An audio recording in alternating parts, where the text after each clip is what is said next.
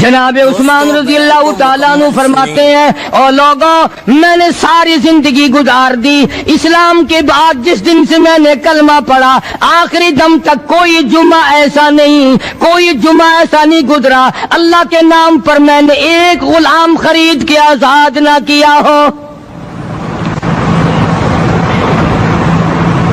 پہلے لوگ بھی جمعے کے دن درود پاک کی کثرت کرتے تھے، خیرات کیا کرتے تھے کہ 8 دن کا کفارہ ہو جائے، اللہ تبارک و تعالی راضی ہو جائے۔ آج کے دن قیامت آئے گی، نہ جانے میرا کیا حال بنے گا، کن لوگوں میں میرا شمار ہوگا۔ سب لوگ سوئے ہوئے ہوں اور اللہ کا دروازہ کھٹکھٹا، اندھیرے میں مالک کائنات کے سامنے جھولی پھیلا، اپنی بگڑی کا سوال کر، اپنی مشکلات اس مالک کے سامنے پیش کر جو سارے جہان کا خالق و مالک ہے۔ بکواس کرتے سو جاتے ہیں، بکواس کرتے اٹھ جاتے ہیں، بولا ہے کوئی زندگی کا معاملہ؟ اللہ سے معافی مانگتا سو جا اور معافی مانگتا اٹھ جا، خدا کی قسم اللہ کا دریائے کرم جوش میں آئے گا۔ تو یہ ساری چیزیں میں نے لیے عرض کی، تو وقت پورا کرنے والا حساب نہیں کہ نہ جانے کس کو توبہ کی توفیق ہو جائے۔ کم سے کم ان 3 تسبیحوں کو ہر مرد عورت لازمی پکڑ لے۔ ایک تسبیح درود شریف کی، ایک تسبیح سبحان اللہ والحمدللہ ولا الہ الا اللہ واللہ اکبر ولا حول ولا قوۃ الا باللہ العلی العظیم، اور ایک تسبیح استغفر اللہ الذی لا الہ الا هو الحی القیوم واتوب الیہ، یا استغفر اللہ ربی من کل ذنب واتوب الیہ، اور ایک تسبیح درود شریف کی اللہم صلی علی سیدنا مولانا محمد وعلی آل سیدنا مولانا محمد مبارک وسلم وصلی علیہ۔ جب ایک مرتبہ درود بندہ پڑھے گا 10 بار اللہ کی رحمت آئے گی، 10 گناہ معاف ہوں گے، 10 درجے بلند ہوں گے، 10 خطائیں معاف کر دی جائیں گی۔ تو کتنا بڑا اجر ہے۔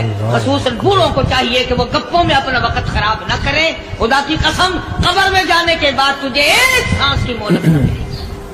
صلی اللہ علیہ وسلم نے فرمایا جمعے کا دن قیامت کی نشانی ہے۔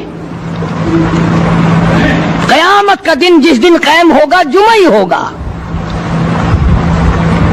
آج جمعہ تفریح کا دن ہے، آج جمعہ جوئے کا دن ہے، آج جمعہ شراب پینے کا دن ہے، آج جمعہ کھیل تماشا بے حیائی بدماشی کا دن لوگوں نے بنا لیا ہے۔ ایک ہمارا ماحول ہے، آپ ذرا توجہ فرمائیں۔ جمعے کے دن فلموں میں رش ہے، جمعے کے دن سینما کے ٹکٹ کا رش ہے، جمعے کے دن VCR بہت زیادہ چلتے ہیں، جمعے کے دن ٹیلی ویژن پہ بڑا رش ہوتا ہے، جمعے کے دن بدماشی ہے، جوا ہے، بے حیائی، زیادہ سے زیادہ بے حیائی جمعے کے دن ہوتی ہے۔ حالانکہ حضور کریم صلی اللہ علیہ وسلم نے فرمایا جمعے کے دن ایک گھڑی ایسی آتی ہے جو مانگو وہی ملتا ہے، جس حال میں کوئی مشغول ہوگا وہی اس کی زندگی کا مستقل ذریعہ بن جائے گا۔ کون سمجھائے تمہیں؟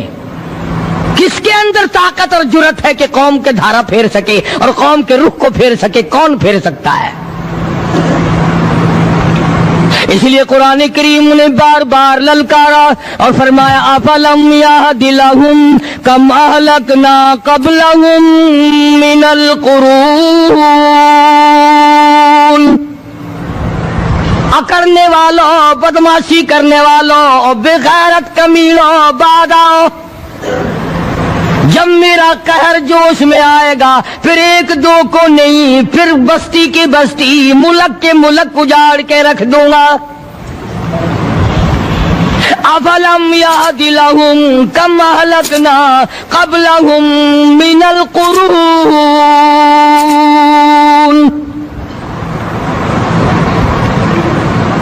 میں نے قرن کے قرن اجاڑ دیے، میں نے روئے زمین کے مالک اجاڑ دیے، میں نے ملکوں کے بادشاہ اجاڑ دیے، میں نے وزیر اعظم اجاڑ دیے، میں نے گورنروں سے بھیک کے ٹکڑے منگوا دیے۔ میں وہ خدا ہوں وَتُعِزُّ مَن تَشَاءُ وَتُذِلُّ مَن تَشَاءُ بِيَدِكَ الْخَيْرُ إِنَّكَ عَلَى كُلِّ شَيْءٍ قَدِيرٌ۔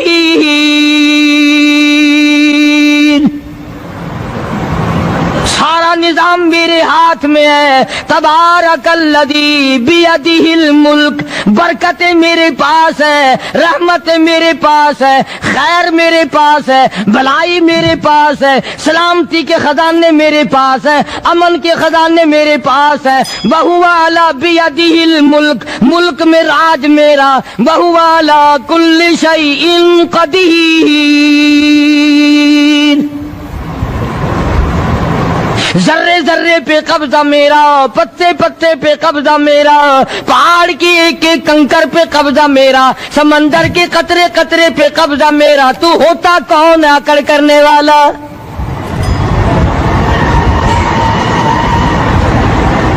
غور نہیں کرتے, سوچتے نہیں ہیں کہ کلام الہی ہمیں کیا بتانا چاہتا ہے. جناب عثمان رضی اللہ تعالیٰ عنہ فرماتے ہیں, اور لوگوں میں نے ساری زندگی گزار دی اسلام کے بعد, جس دن سے میں نے کلمہ پڑھا آخری دم تک کوئی جمعہ ایسا نہیں, کوئی جمعہ ایسا نہیں گزرا اللہ کے نام پر میں نے ایک غلام خرید کے آزاد نہ کیا ہو. پہلے لوگ بھی جمعے کے دن درود پاک کی کثرت کرتے تھے, خیرات کیا کرتے تھے کہ 8 دن کا کفارہ ہو جائے, اللہ تبارک و تعالی راضی ہو جائے. آج کے دن قیامت آئے گی, نہ جانے میرا کیا حال بنے گا, کن لوگوں میں میرا شمار ہوگا. مدنی کریم صلی اللہ تعالی علیہ وسلم کا دربار لگا ہوا ہے, مجلس ہے آقا مدنی صلی اللہ علیہ وسلم کی. وہ کتنے مقدروں والے جوان تھے جو اپنے محبوب صلی اللہ علیہ وسلم کی مجلس میں بیٹھتے تھے. وہ کتنے خوش بخت اور خوش نصیبے والے لوگ تھے جو اپنے آقا کے سامنے بیٹھتے تھے. حضور کریم صلی اللہ علیہ وسلم نے فرمایا, مجھے 3 چیزوں سے بڑی محبت ہے, 3 چیزیں بڑی پیاری لگتی ہیں, 3 چیزیں دنیا میں بڑی مرغوب ہیں مجھے. فرمایا, ایک نماز میری آنکھوں کی ٹھنڈک ہے.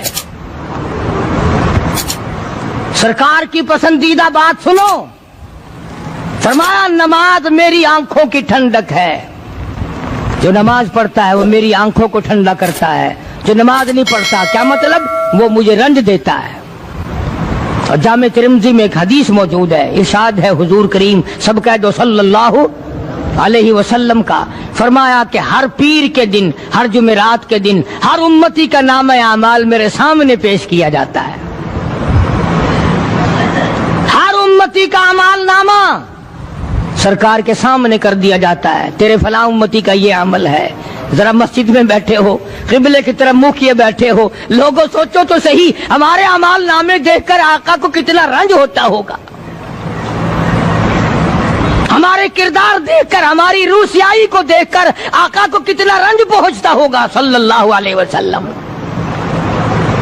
ارے ہم نے حضور کی ذات اقدس کو رنج پہنچایا, پریشانی پہنچائی, تکلیف پہنچائی. پرواہ نہیں کرتے نمازوں کی, نوجوان بھی بوڑھے بھی حج کر کے بھی نماز پڑھتے لوگ, اور اب تو ویسے بھی دانا بینا لوگ ہیں. تو آپ نے ارشاد فرمایا کہ میری آنکھوں کی ٹھنڈک نماز میں ہے. 3 چیزیں مجھے پیاری ہیں پوری دنیا میں, 3 چیزیں پسندیدہ ہیں میری. سب سے پہلی فرمایا نماز میری آنکھوں کی ٹھنڈک ہے. قرۃ عینی فی الصلاۃ او کما قال النبی صلی اللہ علیہ وسلم. فرمایا جس آدمی, جس امتی کا یہ دل کرے کہ میں نبی کی آنکھ ٹھنڈی ہو, اسے چاہیے کہ نماز پابندی سے پڑھے. دوسرا فرمایا وفادار عورت مجھے بڑی پسند ہے. حضور کریم صلی اللہ علیہ وسلم نے فرمایا وفادار عورت, ہائے ہائے ہماری ماؤں سے زیادہ وفادار کون ہوں گی. جناب عائشہ صدیقہ رضی اللہ تعالیٰ عنہ فرماتی ہیں کالی کملی والے کے گھر میں 3 مہینے چولہے میں آگ نہیں جلتی تھی.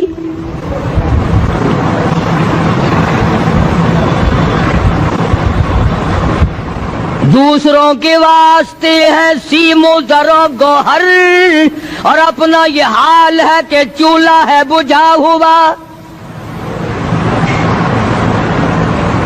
جناب عائشہ صدیقہ رضی اللہ تعالیٰ عنہ فرماتی ہیں ہمیں 24 گھنٹے میں ایک پانی کا پیالہ اور ایک کھجور کا دانہ ملا کرتا تھا.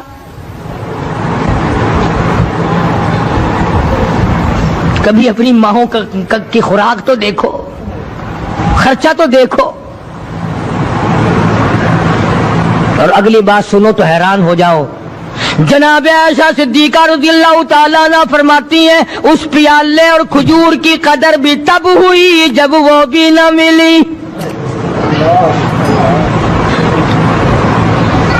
پیسوں کو برباد کرنے والوں, بے قدری کرنے والوں, ذرا سوچو تو صحیح کہ کیا گھر ہے محمد عربی, سب کہہ دو صلی اللہ علیہ وسلم کا.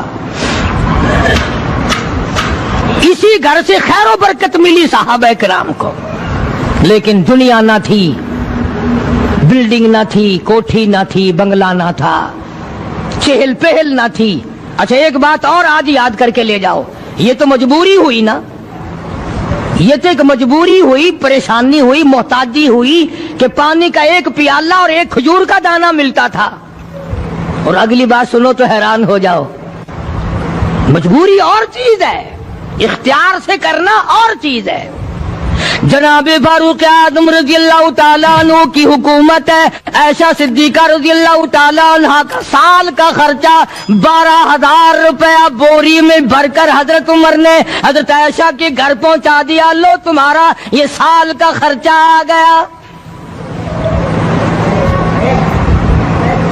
سال کا خرچہ حضرت عمر رضی اللہ تعالیٰ عنہ نے جناب عائشہ صدیقہ رضی اللہ تعالیٰ عنہ کے پاس بھیجا. اتنا بڑا بورا بھر کر آیا. اللہ غنی, بجائے خوش ہونے کے, بجائے مچلنے کے, بجائے فخر کرنے کے, اپنی خادمہ سے فرمانے لگی, حضرت عائشہ خادمہ سے فرمانے لگی میں نے تو اپنے محبوب صلی اللہ علیہ وسلم کے پیٹ پہ پتھر دیکھے, میں نے تو کالی کملی والے کو فاقے کرتے دیکھا. خادمہ سے فرمانے لگی اس بوری کے اور میرے درمیان میں کپڑا لٹکا دے, میری آنکھ دیکھنا گوارا نہیں کرتی, میری آنکھ دیکھنا بھی گوارا نہیں کرتی. اس نے کپڑا لٹکا دیا. اس کے بعد خادمہ سے فرمانے لگی مدینے میں اعلان کراؤ جس کو خیرات چاہیے وہ عائشہ کے دروازے سے آ کے لے جائے رضی اللہ تعالیٰ عنہ. سارے مدینے میں اعلان ہوگا خیرات لینے والے آ جاؤ. شیئر ضرور کریں. ایک اور بات تھی اس وقت میں, ضرورت مند جاتا تھا, یہ نہیں کہ ٹیبک میں ہزاروں روپیہ پڑا ہوا پھر بھی مانگ کے کھانا ہے, جیب میں ہزاروں روپیہ پھر بھی مانگنا ہے, پلے سے نہیں کھانا. جتنے بھیک مانگے ہیں نا, بھیک مانگنے والے 1 کروڑ روپیہ دے دو انشاءاللہ شام کو پھر بھی مانگے گا. اس کے مقدر میں بھیک مانگنا ہے. اسے فرمانے لگی کچھ نہیں ہے. وہ خادمہ کہنے لگی کچھ نہیں ہے. اب وہ خادمہ کہنے لگی کہ اگر 1 ٹکے کا گوشت منگوا لیتی تو تم بھی اپنا روزہ کھول لیتی گوشت سے, میں بھی کھا لیتی. کیا جواب دیا اما عائشہ صدیقہ رضی اللہ تعالیٰ عنہ نے؟ فرمانے لگی اب تانا دینے سے کیا فائدہ, تو نے اس وقت یاد کیوں نہیں دلایا؟ اس لیے میں نے یہ واقعہ سنا دیا کہ پہلی بات سن کر کے تو آپ لوگوں کے دل میں بھی یہ بات آئی ہے نا کہ جی مجبوری ہے, چوری تو وہ کرنے سے رہی بیچاری, پریشانی جو ہوئی, غربت جو ہوئی, تنگی جو ہوئی, چلو پانی کا پیالے پہ گزر کیا. اور نہیں, یہ حضرات اختیاری بھی فاقہ کرتے تھے. اب 12,000 آیا اور افطار کرنے کے لیے چھچوا رہے, کھجور بھی نہیں. اور ہم تو خدا جانے کب کب تک کا انتظام سوچتے ہیں, پوتے پوتیوں تک کا انتظام جب تک نہ کر لیں اور اولاد در اولاد تک کا انتظام نہ کر دیں اس وقت تک ہماری تسلی تو ہوتی نہیں. اسی کو مجذوب نے بڑے عجیب طریقے سے سمجھایا, کہتا ہے کہ آنے والی کس سے ٹالی جائے گی, آنے والی کس سے ٹالی جائے گی, اور جان ٹھہری جانے والی جائے گی, روح رگ رگ سے نکالی جائے گی, تجھ پہ ایک دن خاک ڈالی جائے گی, تیرے رشتے دار عزیز اقربا دھڑا دھڑ مٹی پھینک کے ایسے آئیں گے گویا تجھے پہچانتے بھی نہیں. بڑی بڑی عجیب باتیں کہی مجذوب علیہ رحمت نے. اللہ کی رحمت نازل ہو اس کی قبر مبارک پہ آمین کہو. کہتا ہے سب کی سب ہیں راہ روے کوئے فنا, سب چل رہے ہیں فنا کی طرف. اب یہ جو ہم لوگ بیٹھے ہیں نا خوش ہو رہے ہیں, میری 50 سال عمر ہو گئی, میری 60 سال عمر ہو گئی, میری 40 سال عمر ہو گئی, میری 30 سال کم عمر ہو گئی. اور اصل بات ہمارے دماغ میں اپنے آپ کو آخرت کے لیے جس قدر ممکن ہو سکے تیاری کریں. آج کل بڑی رات ہے, سویرے اٹھو, کم سے کم صبح و شام ہر آدمی ایک تسبیح درود شریف کی, ایک تسبیح استغفار کی اور ایک تسبیح تیسرے کلمے کی. یہ تو کم سے کم ہو ہی جائے. بکواس کرتے سو جاتے ہیں, بکواس کرتے اٹھ جاتے ہیں. بلا ہے کوئی زندگی کا معاملہ؟ اللہ سے معافی مانگتا سو جا اور معافی مانگتا اٹھ جا. خدا کی قسم اللہ کا دریائے کرم جوش میں آئے گا. تو یہ ساری چیزیں میں نے لیے عرض کی تو وقت پورا کرنے والا حساب نہیں کہ نہ جانے کس کو توبہ کی توفیق ہو جائے.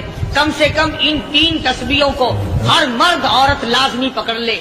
ایک تسبیح درود شریف کی, ایک تسبیح سبحان اللہ والحمدللہ ولا الہ الا اللہ واللہ اکبر ولا حول ولا قوت الا باللہ العلی العظیم, اور ایک تسبیح استغفر اللہ الذی لا الہ الا هو الحی القیوم واتوب الیہ یا استغفر اللہ ربی من کل ذنب واتوب الیہ, اور ایک تسبیح درود شریف کی اللہم صلی علی سیدنا مولانا محمد وعلی آل سیدنا مولانا محمد مبارک وسلم وصلی علیہ. جب ایک مرتبہ درود بندہ پڑھے گا 10 بار اللہ کی رحمت آئے گی, 10 گناہ معاف ہوں گے, 10 درجے بلند ہوں گے, 10 خطائیں معاف کر دی جائیں گی. تو کتنا بڑا اجر ہے. خصوصاً بوڑھوں کو چاہیے کہ وہ گپوں میں اپنا وقت خراب نہ کریں. خدا کی قسم قبر میں جانے کے بعد تجھے ایک سانس کی مہلت نہ ملے. پر مجھے اس بات کا افسوس ہے کہ آپ لوگ پورا مضمون سننے کی کوشش نہیں کرتے, بلکہ بعض لوگ بالکل اخیر میں سر سے, ایک ہے جمعے کی فضیلت حاصل کرنا, ایک ہے جمعہ پڑھنا, ایک ہے سینوں نہانا. اس میں بڑا فرق ہے. ایک ہے سر سے اتارنا اور ایک ہے اس کی فضیلت کا حاصل کرنا. حدیث پاک میں آتا ہے کہ جمعے کے دن فرشتے دروازے پہ کھڑے ہو کر کے حاضری لگاتے ہیں. ہاں, اللہ صاحب مل کی ٹیکسٹائل مل کی حاضری کا تو پتا ہے, مسجد کی حاضری کا کوئی پتا نہیں. اگر دیر ہو جائے تو وہ گیٹ کیپر واپسی کر سکتا ہے, اگر دیر میں آیا تو یہ فرشتہ نہیں کہتا, لانتی ہوا آیا پیچھے سے. بہت مدت کی بات ہے, علامہ یوسف بن نور رحمۃ اللہ علیہ زندہ تھے, میں کراچی تھا, تو حضرت نے مجھے فرمایا کہ جمعہ ہمارے یہاں پڑھا دو. اب کے میری والی وہ جمعہ پڑھاتا تھا ان دنوں میں. تو میں جب گیا تو ہم ایک چھوٹے سے دروازے سے داخل ہونے لگے. ایک پٹھان کہنے لگا پرلے دروازے سے چلو, میں بھی ادھر سے جاتا ہوں. میں نے کہا کیوں؟ کہنے لگا فرشتہ ادھر رجسٹر لیے کھڑا ہے, تم ادھر سے گھس جاؤ گے تمہارا حاضر ہی نہیں لگے گا. وہ کہنے لگا فرشتہ بڑے گیٹ پہ کھڑا ہے, ادھر چلو. تو کم سے کم اس پٹھان کا تو یہ عقیدہ ہے کہ فرشتہ کھڑا ہے, اور تمہارا خیال یہ ہے کہ جمعے کے دن نہ فرشتہ ہے نہ خدا ہے, کوئی بھی نہیں ہے. اس لیے سیرت النبی صلی اللہ علیہ وسلم کا عنوان شروع ہوگا. وقتی آؤ, پورا مضمون سنو تاکہ لطف آئے, دل و دماغ بنے. اور عقیدہ میں نے تمہیں بتا دیا, لا الہ الا اللہ, خدا کے سوا الہ کوئی نہیں, مشکل کشا کوئی نہیں, پیدا کرنے والا کوئی نہیں, فصل میں, دکان میں, کارخانے میں اس کے سوا برکت دینے والا کوئی نہیں. اور یہ بات بتائی کس نے؟ محمد الرسول اللہ صلی اللہ علیہ وسلم. ہمارے نبی حضرت محمد الرسول اللہ صلی اللہ علیہ وسلم نے ہمیں یہ بات بتائی. خدا کے بعد خدا کوئی نہیں, مصطفیٰ کے بعد نبی کوئی نہیں. حضور صلی اللہ علیہ وسلم کے بعد کوئی کسی قسم کا جو نبوت کا دعویٰ کرے وہ کافر ہے, دجال ہے, بے ایمان ہے, وہ خنزیر سے بدتر ہے جو میرے آقا کے ختم نبوت کے تاج کو ہاتھ لگائے گا. فرمایا لہم قلوب لا یفقہون بہا. اللہ پاک جل شانہ فرماتے ہیں جس کا دل قرآن کریم سمجھنے کا عادی نہیں, لہم قلوب لا یفقہون بہا, جس کا دل قرآن سمجھنے کے لیے تیار نہیں, وَلَهُمْ أَعْيُنٌ لَا يُبْصِرُونَ بِهَا, جس کا کان اللہ کا قرآن سننے کے لیے تیار نہیں. ام لہم آذان لا یسمعون بہا ام لہم آذان یسمعون بہا، جس کا کان خدا کا قرآن سننے کو تیار نہیں۔ خدائی فیصلہ سنو، اللہ کے قرآن کا فیصلہ سنو، اللہ کے کلام کا فیصلہ سنو۔ جس کا کان میرا کلام سننے کے لیے تیار نہیں، جس کو میرا قرآن سن کے مزہ نہیں آتا، جس کو میرا کلام سن کے حلاوت نہیں آتی، جس کو میرا کلام سن کے لذت نہیں آتی، جس کی روح تازی نہیں ہوتی، جس کو لطف نہیں آتا، جس کو کیف نہیں آتا، جس کو سرور نہیں آتا، جو میرا قرآن سننے کو تیار نہیں، جو میرا قرآن آنکھوں سے دیکھنے کو تیار نہیں، جو میرا قرآن سننے سمجھنے کے لیے تیار نہیں، آؤ پھر خدائی فیصلہ سنو۔ فرمایا اولئک کالانعام،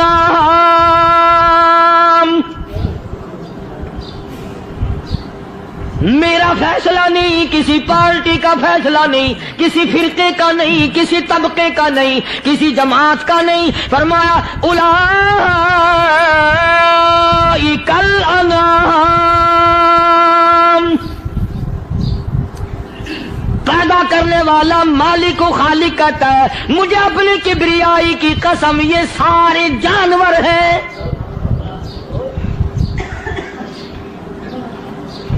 یہ سارے کے سارے جانور ہیں، یہ درندے ہیں جو ایک دوسرے کو چیر پاڑ کر کھاتے ہیں، یہ درندے ہیں جو ایک دوسرے کا خون پیتے ہیں۔ فرمایا بل ہم اضل، جانوروں سے بھی بدتر۔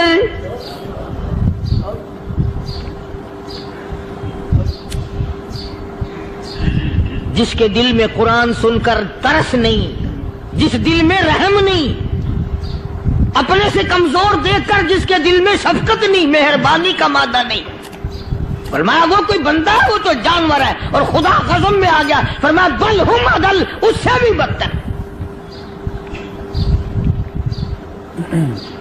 اللہ والے جو ہیں وہ ان خصلتوں کو دور کراتے ہیں، اور وہ آدمی کے مزاج اور دل میں سے ایسی چیزیں نکالتے ہیں جو اس کی بربادی کا ذریعہ بنتا ہے۔ دل کی بیماریوں کا کسی کو فکر نہیں، بخار ہو جائے آپ چڑھ جائے آپ کو پتہ چل جاتا ہے، نزلہ ہو جائے آپ کو پتہ چل جاتا ہے، کھانسی ہو جائے پتہ چل جاتا ہے، دل کی بیماریوں کا کیا پتہ چلے؟ صحابہ اکرام رضوان اللہ تعالی علیہ مجمعین کی جماعت کے اللہ پاک کے محبوب حضرت محمد الرسول اللہ صلی اللہ تعالی علیہ وسلم نے دلوں کی صفائی کی۔ پہلے لوگ جھونپڑیوں میں کچے کوٹھوں میں رہتے تھے، نہ اتنی صفائی تھی نہ اتنی ترقی تھی۔ آج برتنوں کی صفائی دیکھو، کپڑوں کی صفائی دیکھو، مکان کی صفائی دیکھو، رات دن بس اسی دھندے میں لگے ہوئے، سارا دن برتن دھونے سے فرصت نہیں، سارا دن کپڑوں کے بناؤ اور سنوار میں فرصت نہیں۔ تو اللہ والے ایسے موقع پر بڑی عجیب بات کہتے ہیں، وہی مجذوب ہے، مجذوب علی رحمت کہتے ہیں بظاہر تو ہر شے میں بے حد صفائی، بظاہر تو ہر شے میں بے حد صفائی، مگر دل میں ہے گندگی انتہائی۔ بظاہر تو ہر شے میں چہرے کی صفائی، بدن کی صفائی، نہ جانے کتنی قسم کا صابن ہے، نہ جانے کتنی قسم کے پاؤڈر ہے، نہ جانے کتنی قسم کے شیمپو ہیں، نہ جانے کتنی قسم کے کپڑے ہیں، کیا چال ڈھال ہے، کیا نئے نئے ڈیزائن ہے۔ مجذوب کہتا سب کچھ دیکھ لیا، بظاہر تو ہر شے میں بے حد صفائی، مگر دل میں ہے گندگی انتہائی۔ جس یار کی بیٹھک میں بیٹھ کے کھانا کھایا، جس رشتہ دار کی بیٹھک میں بیٹھ کے کھانا کھایا، اسی کی بہن کو دیکھ کر آبرو پہ ڈاکہ ڈالنے کا پروگرام ہے۔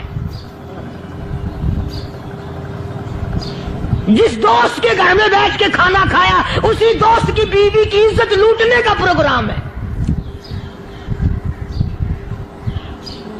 پرانے زمانے میں اب بھی دلی جیسے شہر میں اگر دعوت کی جاتی ہے تو وہاں ایک تشتری میں نمک آتا ہے سب سے پہلے. عرب میں بھی دستور تھا پرانے زمانے میں، اگر کوئی دعوت کرتا، کوئی تقریب کرتا، سب سے پہلے نمک آتا تھا. ایک ایک انگلی ہر شخص نمک چاٹتا تھا. کیا مطلب؟ جس نے نمک چاٹ لیا اب وہ نمک حرامی نہیں بنے گا. اس گھر میں چوری کرنا، اس گھر کی آبرو کا غلط تصور لانا، اس گھر کے مال میں خیانت کرنا وہ حرام سمجھتا تھا جس گھر کا میں نے نمک چکھ لیا. اور مسلمانوں کی بات نہیں، ہندوؤں کی بھی یہ باتیں تھی.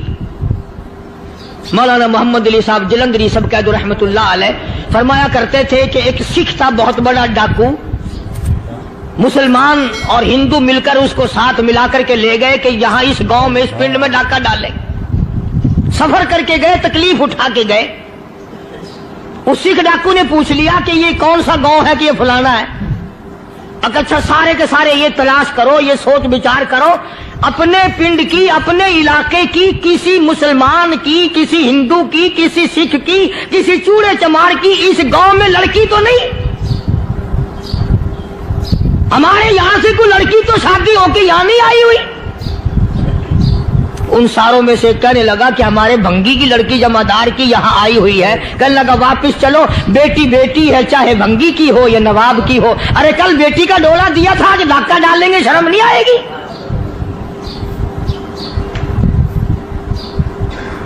آج وہ تصور کہاں چلے گئے؟ اور ہم سب روتے پھرتے ہیں سکون نہیں، سکون نہیں، اطمینان نہیں. ارے اطمینان آئے گا کیسے؟ ہمارے دل بے ایمان ہے، نیتیں خراب ہے، آئے گا کہاں سے؟ صحابہ کرام رضوان اللہ تعالی علیہ مجمعین کی جماعت نے اس قدر اس بات پہ محنت کی اور کوشش کی کہ غلط لقمہ بھی پیٹ کے اندر نہ چلا جائے. چنانچہ میں علی الاعلان کہتا ہوں 1,29,000 صحابہ کرام، کالی کملی والے کے دیوانے اور پروانے، حضور کے یار جانثار، حضور کے ساتھ فاقہ کھانے والے، فاقوں مرنے والے، پتھر کھانے والے، اپنے بچوں کے ٹکڑے ہوتے ہوئے دیکھ کر لا الہ الا اللہ محمد الرسول اللہ کی صدا بلند کرنے والے صحابہ کرام کا یہ حال تھا. پیدل سفر کر کے جاتے تھے یہودی عیسائی. شام نکل گئے، فلسطین نکل گئے، ہندوستان آ گئے، 2 سال لگ جاتے تھے. اپنی جوان بیٹیوں کو مسلمانوں کے گھروں میں چھوڑ کے آ جاتے تھے. کبھی نگاہ نبوت نے جن کو رنگ دیا تھا، کبھی کسی صحابی پہ ذرہ برابر الزام نہیں لگا. ان یہودیوں کا، ان عیسائیوں کا یہ عقیدہ تھا کہ محمد صلی اللہ علیہ وسلم کے جو غلام ہیں ان کی نگاہ بھی پاک ہے، ان کے دل بھی پاک ہیں، ان کے ارادے بھی پاک ہیں، ان کے ہاتھ بھی پاک ہیں.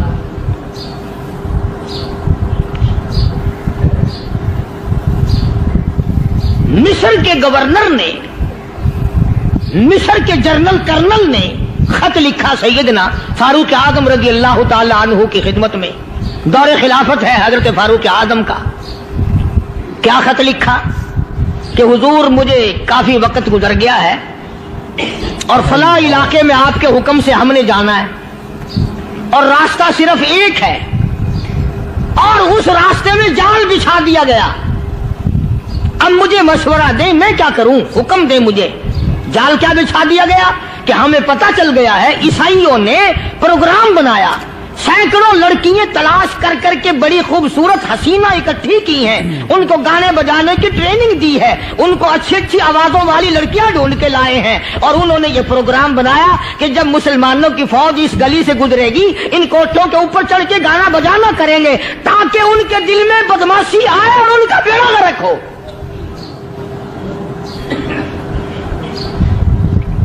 کبھی کافر کا یہ عقیدہ تھا کہ مسلمان کا دل بگڑا تو یہ گیا، اس کی نیت میں خرابی آئی اور یہ تباہ ہوا. جناب فاروق اعظم رضی اللہ تعالیٰ عنہ نے اسے یہ خط نہیں لکھا کہ تو قرآن پڑھا کر، تو نفل پڑھا کر. امیر المومنین خلیفۃ المسلمین سیدنا فاروق اعظم رضی اللہ تعالیٰ عنہ نے اپنے جنرل کرنل کو خط لکھا کہ اس میں لمبی چوڑی فکر کی کوئی بات نہیں، اس میں کوئی پریشانی والی بات نہیں، کوئی سوچو بچار والی بات نہیں، سارے تیری فوج میں تیری کمان میں مسلمان ہیں، سب کو اکٹھا کر لے، ساروں کو اکٹھا کر کے قرآن کریم کے سورت نور کی 2 آیتیں سنا دے۔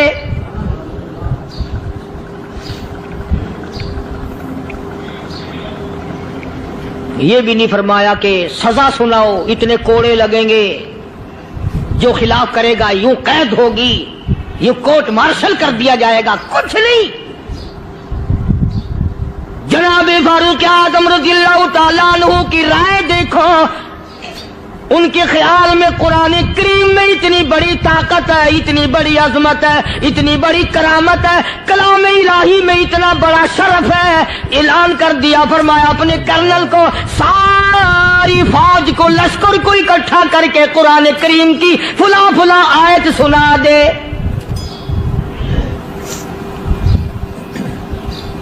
اور اس کے بعد بے دھڑک فوج کو لشکر کو اسی راستے سے گزار کے لے جا، بے دھڑک لے جا۔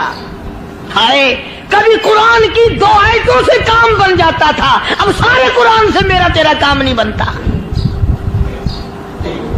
قصور قرآن کا نہیں ہے، یہ میرا تیرا ہے، یہ تو اتنی وفادار کلام ہے، اتنی پاک کلام ہے، خدا کی قسم ہزاروں رجسٹروں کے گتے، ہزاروں چائے کے ڈبے، ہزاروں مٹھائی کے ڈبے، لاکھوں کروڑوں دوائیوں کے ڈبے گندے نالوں پہ، کوڑیوں پہ، روڑیوں پہ پڑے ہیں، اور جس گتے نے قرآن کے ساتھ یاری لگا لی، خدا کی قسم کوئی آدمی بغیر وضو اس گتے کو بھی ہاتھ نہیں لگا سکتا۔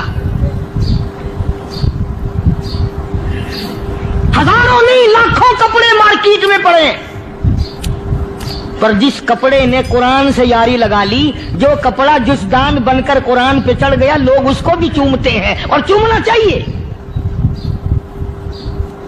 یارو کپڑے نے قرآن سے یاری لگائی تو کپڑا عظمت والا بن گیا، گتے نے یاری لگا لی تو گتا بن گیا۔ ہزاروں قسم کے کاغذات روزانہ ذلیل ہوتے پھرتے ہیں، جس کاغذ پہ قرآن لکھا گیا وہ عظمت پا گیا، جس سیاہی سے قرآن لکھا گیا وہ سیاہی عظمت والی بن گئی۔ ارے اگر مسلمان قرآن کو اپنے اندر پیدا کر لے، اس کی عظمت کو بسا لے، اس کو اپنا لاہ عمل بنا لے، اس کو اپنے سر پہ رکھ لے، تو کیا یہ بندہ قرآن کے ساتھ وفاداری کرے تو قرآن کیا خیال ہے قرآن بے وفائی کر دے گا؟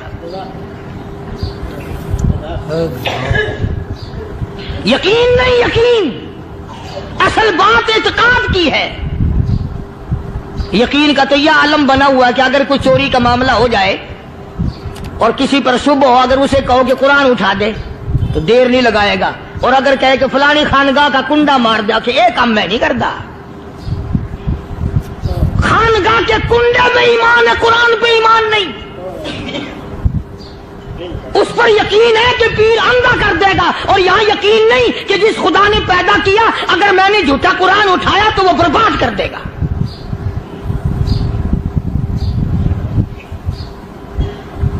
عجیب عجیب لوگ ہیں۔ چنانچہ مصر کے کرنل نے، مصر کے جنرل نے ساری فوج کو اکٹھا کر لیا۔ اس نے بھی یہ بات تو نہیں کہی کہ فاروق اعظم کو دوبارہ خط لکھتا کہ حضرت یہ تو 2 آیتیں آپ نے لکھی، یہ تو سارا قرآن روز پڑھتے ہیں، پر بنے گا کیا؟ جیسے فاروق اعظم کا یقین تھا، فاروق اعظم کی فوج کے کرنل کا بھی یقین ہے، فاروق اعظم کے فوج کے جنرل کا بھی یقین ہے۔ اس نے ساری فوج کو اکٹھا کیا، لشکر کو جمع کیا، اور اس کے بعد کہنے لگا قل للمؤمنین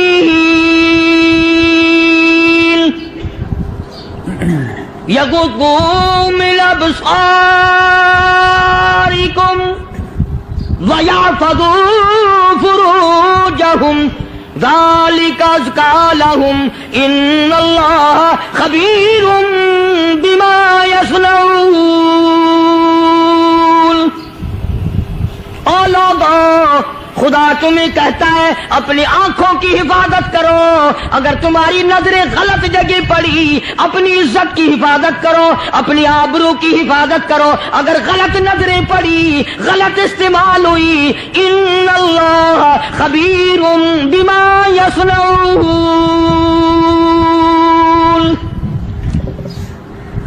اللہ اللہ پاک تمہاری ساتھ ساتھ ہے، وہ ہر چیز کو دیکھتا جائے گا، وہ ہر چیز تمہاری دیکھے گا۔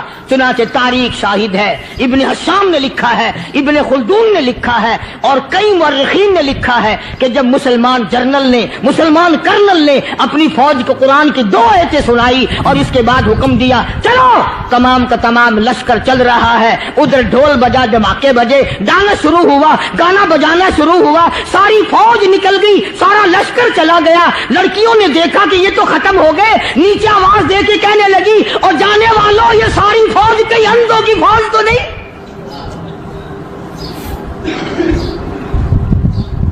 یہ حسن کا نظارہ اور یہ ڈانس اور یہ آواز، ہم ناچ ناچ کے تھک گئی، کوئی سر نہیں اٹھاتا۔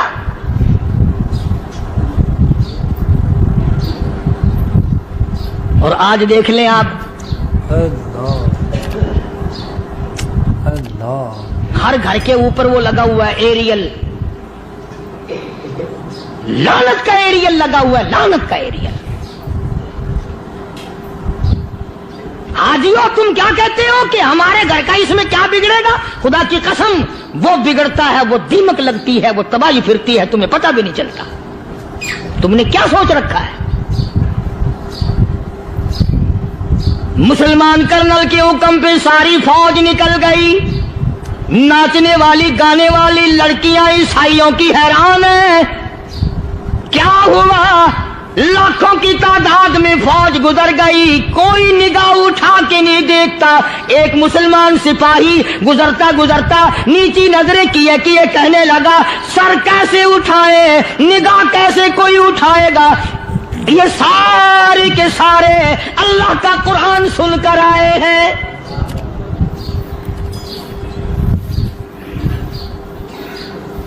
کیسے کوئی نگاہ اٹھائے گا؟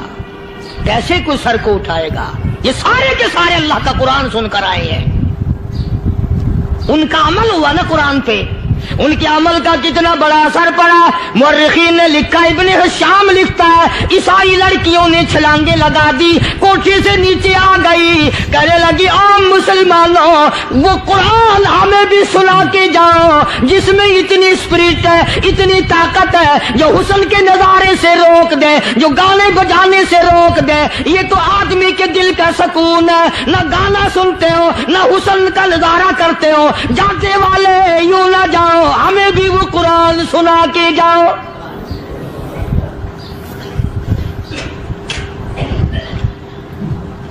اس قرآن میں کتنی بڑی طاقت ہے، وہ کتنی عظمت ہوگی، اس میں اس کلام میں کتنی برکت ہوگی، جس کلام میں یہ تاثیر ہے کہ وہ ایسی ایسی چیزوں سے روک دیتا ہے۔ چنانچہ ایک مسلمان سپاہی چلتا بھی جاتا ہے اور کہنے لگا وَقُلْ لِلْمُؤْمِنِينَ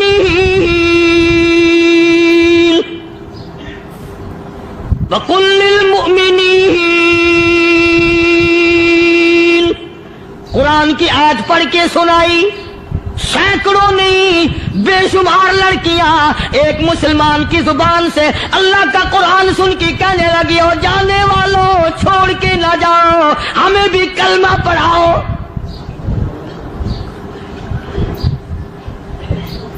جتنی بھی وہ ناچنے گانے والی تھی تمام کے تمام کلمہ پڑھ کر مسلمان بن گئی۔ اور مورخین نے لکھا ہے آخری دم تک قرآن کی شیدائی اور دیوانی بن کے گزری ہے۔ پھر وہ لڑکیاں جو رات دن حسن و جمال کا پیکر بنی رہتی تھی، علماء نے لکھا ہے جب موت آئی ایک ایک کے بدن میں کپڑے لباس میں موت آئی تو 50-50 ٹاٹی لگی ہوئی تھی۔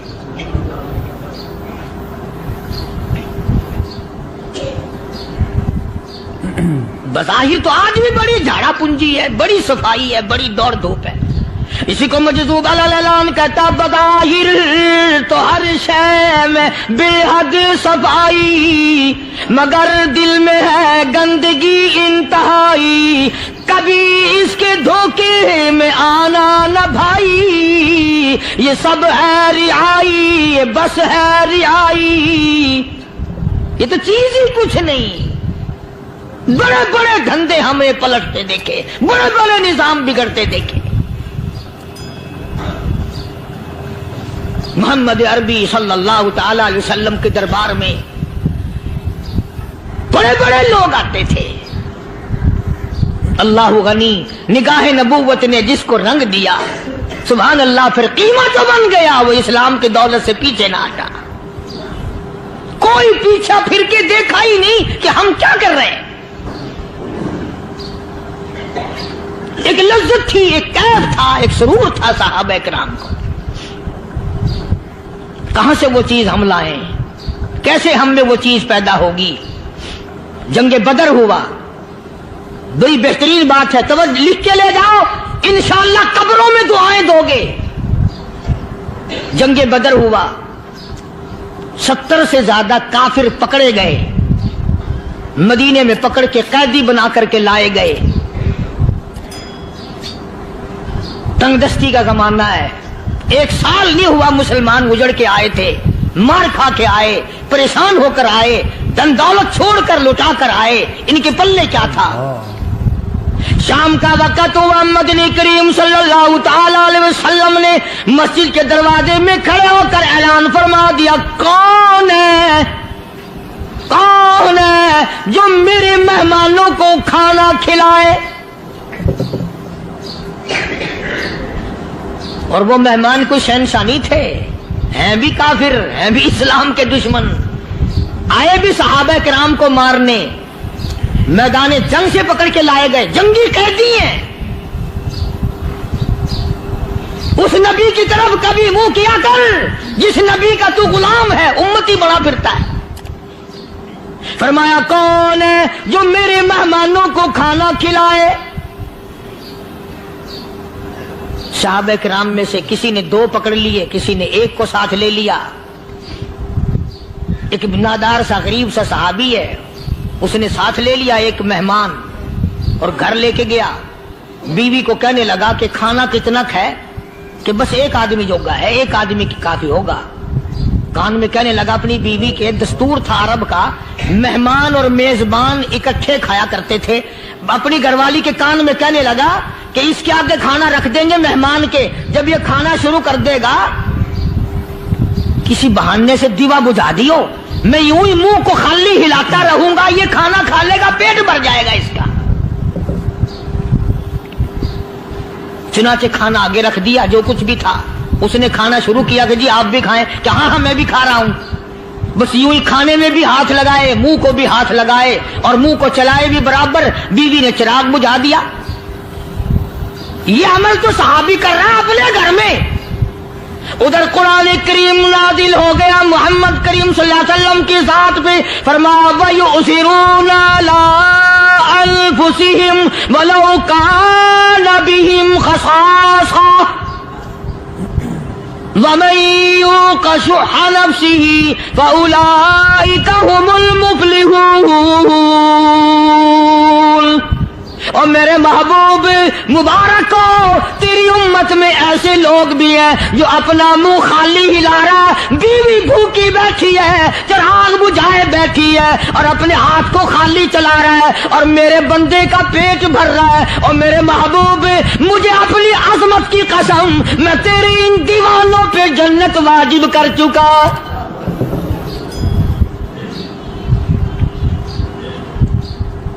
अब हुजूर सल्लल्लाहु अलैहि वसल्लम ने तो उनको नहीं सिखाया था कि तू जाके ऐसा करना,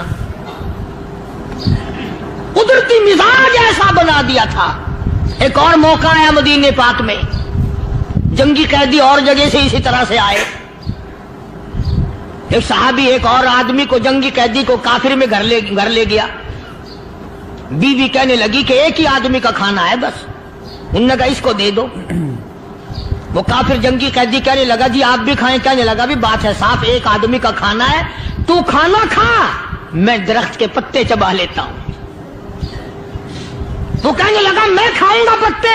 उनने कहा तू रईस आदमी है मक्के का, मैं पुराना गरीब हूं, मुझे पत्ते चबाने की आदत है, तेरे पेट में दर्द ना हो जाए, मैं आदी हूं पत्ते चबाने का। उसने पत्ते चबा लिए। काफिर मुसाफिर और मेहमान जो था जंगी कैदी, उसको खाना खिला दिया। दूसरे दिन फिर ऐसी नौबत आई। उसने कहा आप भी मेरे साथ खाना खाएंगे? कहा नहीं भाई तू खा, मैं पत्ते चबाने का आदी हूं। 2 दिन तो उस काफिर ने खाना खा लिया और जब तीसरे दिन उसके आगे खाना आया उन्होंने कहा भाई तू ही खा, बस इतना ही खाना है, मैं तो मियां बीवी हम तो पत्ते चबा लेंगे। और कहने लगा मदीने वालों, तुम खुद पत्ते चबाते हो, दुश्मनों को खाना खिलाते हो, आज मेरी भी एक शर्त है, पहले कलमा पढ़ा फिर खाना खिला।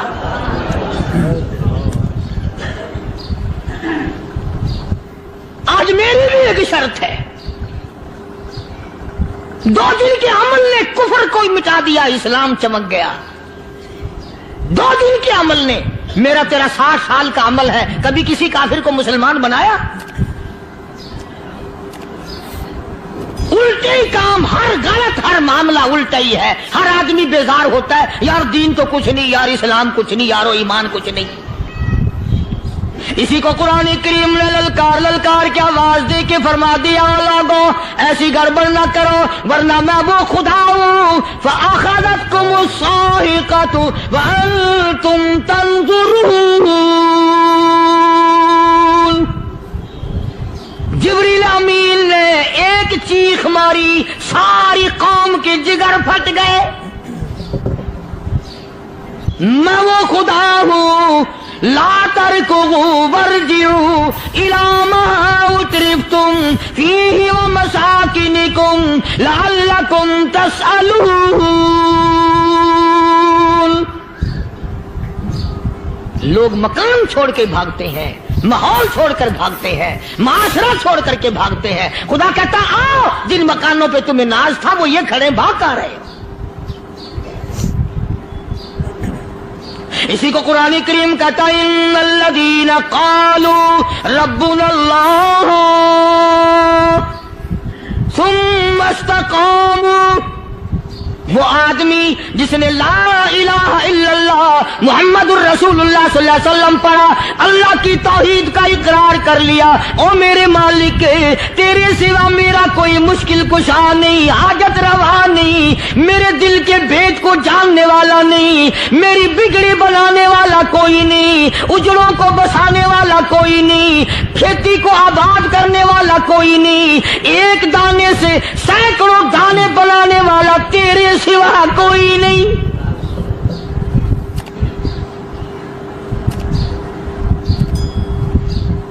खेतों में जाओ, कभी ये तो सोचो कि दुनिया में हुकूमतों ने कितने मिल लगा रखे हैं, चीनी के, शक्कर के कितने मिल हैं, कितने डिपो हैं, फिर भी किल्लत हो जाती है। और ये अल्लाह मियाँ ने कितना मीठा केले में, संतरे में, माल्टे में, अंगूर में, सेब में। कभी ये भी सुना कि अल्लाह मियाँ का शुगर मिल फलां इलाके में लगा हुआ है? कभी ये तो देखो कि ये कुदरत कामिला के सिवा और कौन पैदा कर रहा है।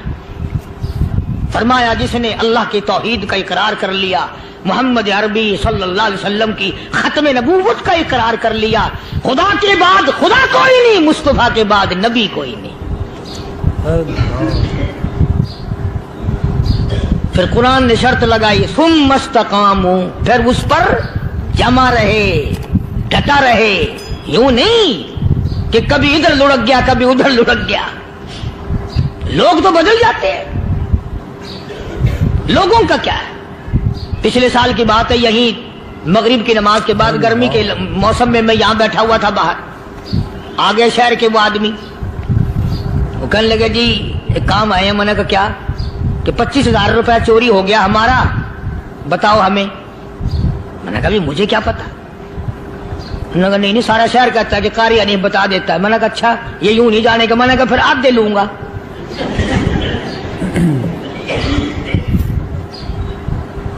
25,000 गुम हुए हैं ना, 12.5 मेरे, 12.5 तुम्हारे। कहने हैं देखो ना जी बाल बच्चे, छोटे छोटे गरीब बच्चे हैं जिनके वो पैसे हैं। मैंने कहा अच्छा मैं बादशाह लगा हुआ हूं।